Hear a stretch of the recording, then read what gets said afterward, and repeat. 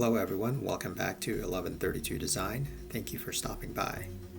Today I would like to introduce a new type of video blogging format. Well, it's new at least to the radio-controlled community as far as I've seen, and the only name that I have been able to come up with so far is to call it a crawling adventure blog. You guys let me know down in the comments, and maybe we can change the name in the future.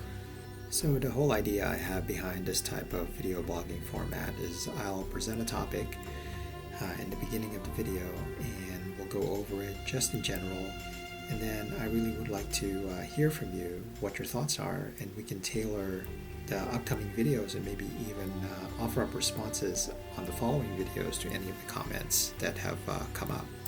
I really would like to get some engagement from you guys.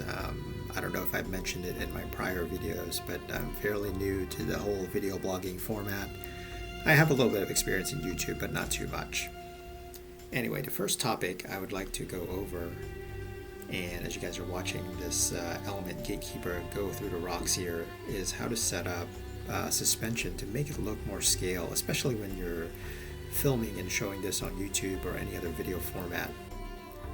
So the whole premise behind setting up your car for a scale type of suspension movement is we want the suspension to be a little bit softer.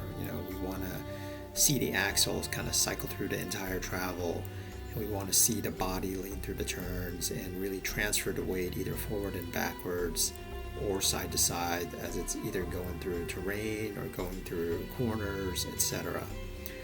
As I leave you guys with the remainder of this footage, let me know down in the comments what you guys think of this idea. Like and subscribe, and if you don't, let me know either way. I would like to really hear everyone's opinion on this topic and on the videos in general. Thank you guys again for stopping by. I'll see you on the next one.